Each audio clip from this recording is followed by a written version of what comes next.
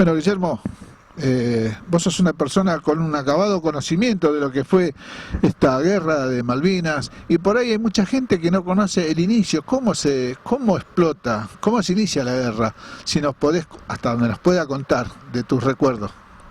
Buen día. Sí, la realidad es que la guerra se inició hace ya muchísimos años, llevábamos 149 años de negociación para tratar de revertir esa usurpación británica del territorio argentino. Durante muchísimos años, 149, se intentó negociar que nos devolvieran el territorio nacional, nunca se logró absolutamente nada y a inicios de 1982 se empiezan a producir algunos hechos que desencadenaron en el desembarco el 2 de abril de 1982 de las tropas argentinas en Puerto Argentino. Cabe destacar que lo que se había ordenado en aquella oportunidad era un desembarco con la recuperación de Puerto Argentino sin derramamiento de sangre por parte de los británicos. O sea, debía ser lo que se llamó una recuperación incruenta. Prohibido el derramamiento de sangre británica en esa recuperación. Se hace el operativo, se recupera Puerto Argentino, se llega a la casa del gobernador y en la casa del gobernador, una vez que se rinden los Royal Marines, que era la custodia del gobernador, lamentablemente uno de los Royal Marines le dispara al capitán Giacchino y el capitán Giacchino cae gravemente herido y termina falleciendo a muy poco tiempo después por las heridas que le ocasionó esto. Hay un detalle que normalmente no se ha comentado nunca, que es que cuando esto se desencadena a raíz de un problema que había existido en Georgias con el empresario Davidoff, quien había comprado una factoría ballenera y quien le había pedido en primera instancia al gobernador Hunt en Malvinas, en Puerto Argentino, personal y buques para ir a desarmar la factoría, y el gobernador Hunt se las negó. Al negársela el gobernador Hunt, el apoyo para desarmar la factoría que había comprado un año antes en Inglaterra y que había pedido permiso y tenía la autorización escrita del Parlamento británico para desarmar la factoría ballenera, a raíz de la negativa de Hunt de poner personal británico, Kelpers, para hacer el desarmado de la factoría, le pide apoyo al gobierno argentino y el gobierno argentino le cede un buque y contrata personal para ir a desarmar la factoría. Ese fue el motivo porque estaban esos trabajadores ahí. Estaban desarmando una factoría ballenera comprada un año antes por Davidoff y autorizada por el Parlamento británico. Pero se encontraron que cuando desembarcaron, el gobernador Hunt les exigió que para poder bajar tenían que presentar pasaportes, con lo cual era un artilugio por parte de Gran Bretaña para dar finalización a la guerra o al conflicto, porque hasta ese momento no era una guerra, era un conflicto, sobre las Islas Malvinas. ¿Por qué? Porque si se llegaban a entregar los pasaportes, se sellaban como que eran territorio británico y era un reconocimiento oficial del desembarco sobre tierras británicas y no sobre territorio argentino. Tal cual, para que se entienda, no se podía pedir pasaporte dentro del territorio argentino, o sea, no era para ir a otro país. No, de hecho, por leyes internacionales hay lo que se llaman cartas blancas, que es un documento que reemplaza al pasaporte entre dos países que están en litigio. Cuando el ministro de Relaciones Exteriores recibe llamado del comandante del buque diciéndole que les están exigiendo presentar pasaportes para poder permanecer, el ministro de Relaciones Exteriores, Nicanor Costa Méndez, le dice que no está autorizado a entregar los pasaportes y que entregue las cartas blancas. Cuando van a entregar las cartas blancas, el gobernador Hunt le dice que él no reconoce ese tipo de documentos y que o presentan los pasaportes o se tienen que retirar. Cuando se genera este conflicto, había un buque que se llamaba el Bahía Paraíso, que es un buque polar antártico, que estaba entregando todos los víveres en la Antártida a las bases operativas argentinas. Fue enviado para ver qué pasaba ahí.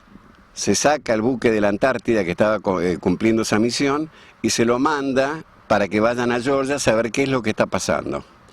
En el camino paran en Puerto Leyte y en Puerto Leyte, cuando hay una base de infantes de marina británicos, cuando bajan a hacer una observación para ver qué es lo que está pasando en ese lugar, en Puerto Lake, que es un paso previo a llegar a Georgias. Son derribados por la infantería de Marina británica.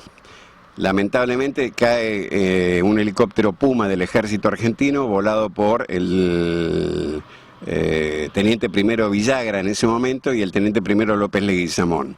A bordo iban aproximadamente 10 infantes de Marina, que eran las tropas de apoyo a bordo de la aeronave por cualquier cosa, y desgraciadamente cuando están sobrevolando la zona de Puerto Lake, son derribados por fuego concentrado de artillería británica y desgraciadamente mueren conscriptos de la Armada, de la Infantería de Marina, en ese hecho.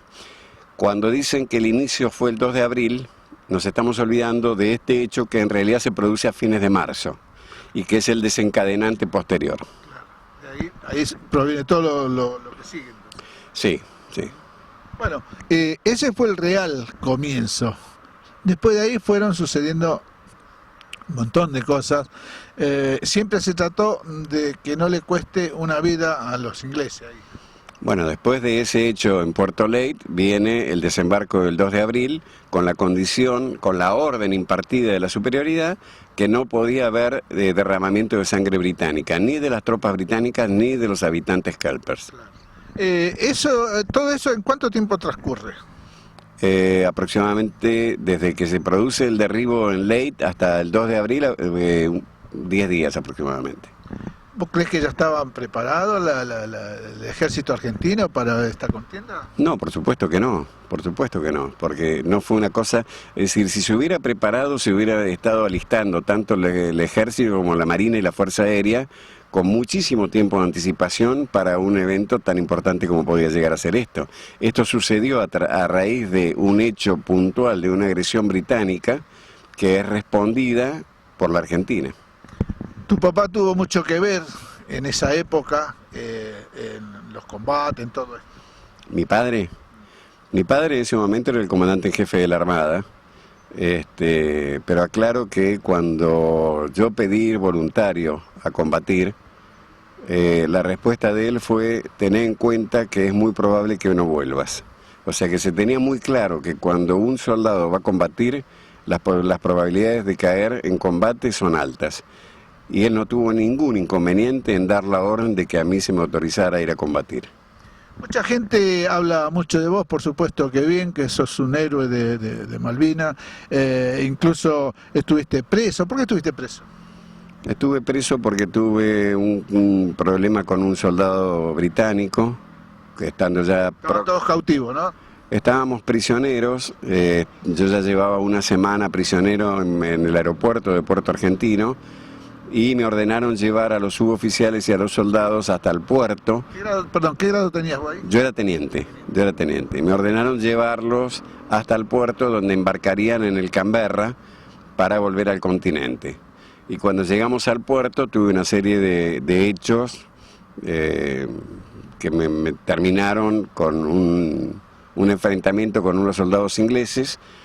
Y bueno, me golpearon, me metieron en un corral, estuve 4 días sin comida y sin agua. ¿Cómo era sobrevivir a ese corral?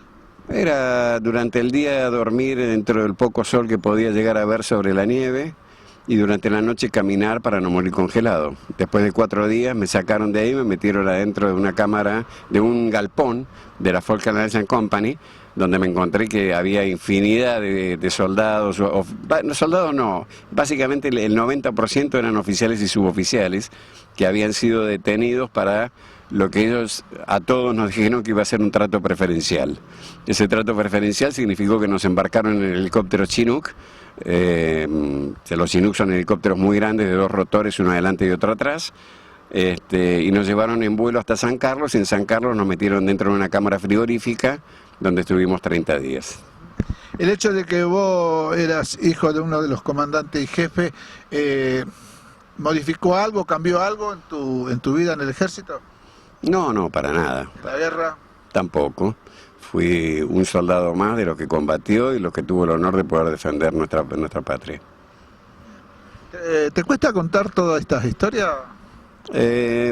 No, la verdad que no. Creo que es parte de lo que sucedió y desgraciadamente lo que no se contó, y hay que contarlo, hay que empezar a decir la verdad, de tratar de evitar seguir adelante con esta destrucción sistemática de las fuerzas. Las Fuerzas Armadas siempre han estado en apoyo de la comunidad. Desde hace muchísimos años que se viene tratando de decir que las Fuerzas Armadas son el enemigo de la sociedad, y en realidad, si nos fijamos un poquito, inclusive hoy en día, los que salen a sacar a los inundados del Chaco, de todas las provincias donde quedan bajo el agua, es el ejército con sus camiones, con sus barcazas, con sus helicópteros, con los hombres que se tiran al agua para salvar a alguien que se está ahogando, a riesgo de su propia vida. Entonces, creo que tenemos que terminar con esta cacería de fantasmas que no existen. ¿Cómo es salir del ejército, retirarse del ejército y la vida de una persona normal, ¿no? A ver, yo cuando me fui del ejército tuve la suerte que me llamaron de los monjes benedictinos y tuve la suerte de poder ayudarlos a ellos durante 8 años en un monasterio, lo cual me hizo ver las cosas con un poquito más de claridad, tal vez tener un poquito más de comprensión, de cariño al prójimo, a pesar de que siempre lo tuve. Creo que jamás, si nos fijamos, como te decía hoy fuera de cámara, mis suboficiales, mis soldados, el trato que tengo yo hoy en día son mis hermanos, no son mis subalternos. Mis subalternos son en combate porque no queda otra posibilidad, porque alguien tiene que dirigir las operaciones, alguien tiene que dar las órdenes, y los subalternos deben cumplir las órdenes, porque si no sería un descalabro que cada uno diga, no estoy de acuerdo con lo que él dice, mejor veamos de otra manera, pues nos pasan por arriba. Los grados, las jerarquías son para cumplirse, para respetarse, al igual que en una empresa. En una empresa hay un presidente, hay directores, hay gerentes, y las cosas no se discuten, se charlan en el mejor de los casos, pero no se discuten. ¿No dejó secuelas psíquicas de la guerra en vos? A muchos sí le ha quedado. A ver, convengamos que hoy tenemos lamentablemente más fallecidos por suicidios que los mismos muertos durante la guerra. Fue terrible. Gente que no pudo soportar las cosas que vivió, y yo siempre digo que no estaban preparados. Nadie está preparado. O sea, también hay una realidad. Nosotros, cuando hacemos ejercicios de combate en la vida militar, siendo personal profesional, hacemos ejercicios de combate con munición de fogueo. O sea, todos sabemos que el que me está tirando de frente en realidad no me está tirando nada. Hace ruido con un fusil, pero no tira nada. La cabeza figura entonces, uno lógicamente puede llegar a hacerse el Schwarzenegger, porque sabe que el otro en realidad no le está tirando con nada. Como en las películas. Que exactamente, se tira adelante, se va cuerpo a tierra, va para un lado, para el otro, porque sabe que en realidad del otro lado no le van a hacer absolutamente nada. En una guerra es absolutamente distinto, porque uno escucha los silbidos de los proyectiles sobre la cabeza, ve los proyectiles trasantes que le pasan por arriba. En el caso mío yo perdí el 50% de audición por los bombardeos. No es lo mismo. O sea, a veces uno en tiempos de paz se entrena en ejercicios para lo que puede llegar a suceder en tiempos de guerra. Si me preguntan qué opino con respecto a la intervención militar en un montón de cosas, yo estoy en total desacuerdo, porque creo que es el último medio que dispone un país para tratar de lograr un objetivo. La agresión, la muerte, debe ser el último elemento que uno tiene que tener para tratar de lograr un objetivo. Para eso tenemos que capacitarnos día a día dentro de lo que es el cuerpo diplomático, para que tengamos cada día mejores seres que estén trabajando en Cancillería para lograr por la paz y por la palabra los objetivos sin necesidad de tener que llegar a una guerra. También es cierto que si yo veo a un señor que mide 2,20 metros de altura y que tiene un cuerpo monstruoso, no lo voy a tocar porque sé que cobro. Entonces creo que la función de las Fuerzas Armadas es la de verse como un tipo de 2,20 metros de altura y musculoso, para intimidar a los que tienen enfrente, para que no intenten hacer lo que no deben hacer. ¿Qué es lo que pasa hoy en día con los Estados Unidos? Los Estados Unidos todos los ven como una potencia terrible y nadie se anima a tocarlo porque sabe que va a cobrar. Entonces los seres humanos podemos ser muy humanos, pero tontos no. Entonces, cuando llegue el momento de enfrentar a alguien que es el doble de tamaño que yo, lo voy a pensar muy seriamente. Si tenemos fuerzas armadas destruidas, sin absolutamente nada y sin logística, lo que estamos haciendo es invitar a aquellos que tienen la tentación de tomar lo que no le corresponde, a que vengan tranquilos porque saben que no hay ningún inconveniente porque no tienen cómo defenderse. Las Fuerzas Armadas deben ser una acción intimidatoria para que aquellos que tienen una tentación de hacer algo incorrecto no lo hagan, pero no para estar en combate. ¿Cree que la sociedad estos últimos tiempos ha cambiado el concepto que tenía con el ejército, con los veteranos de guerra? Sí, con los veteranos de guerra sí, creo que cada vez tenemos más cabida, cada vez se nos mira con un poquito más de respeto del que tuvimos en un principio. Creo que el ciudadano argentino en sí siempre fue muy respetuoso con el veterano de guerra. Creo que los que no han sido muy respetuosos con el veterano de guerra han sido los gobiernos, donde lamentablemente han dado con cuentagotas las cosas que se merecen los veteranos. Particularmente algunos, ¿no? Creo que en estos últimos años las cosas se están revirtiendo y están haciendo las cosas como corresponde, lentamente, porque cambiar una mentalidad de tantos años de destrucción lleva tiempo, no es fácil, pero creo que en este momento se está haciendo. Hubo muchísimos años, por decir un número, aproximadamente 20 años, donde no se hizo nada por el veterano de guerra, no se hizo nada más que destruir las Fuerzas Armadas. Bueno, ya para despedirnos, ¿qué pasa cuando vas a un desfile militar por ahí? ¿Qué pasa por tu cabeza?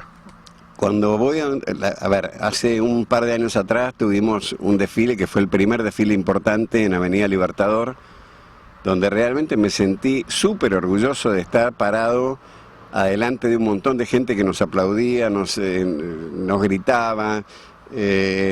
Uno no va a hacer lo que tiene que hacer a ver si le dan una medalla, pero la mejor medalla y el mejor premio que uno puede recibir es el cariño de la gente. Y ese día tuvimos el cariño de esa gente que lamentablemente fue una vez, no es todos los años. Yo estuve en ese desfile.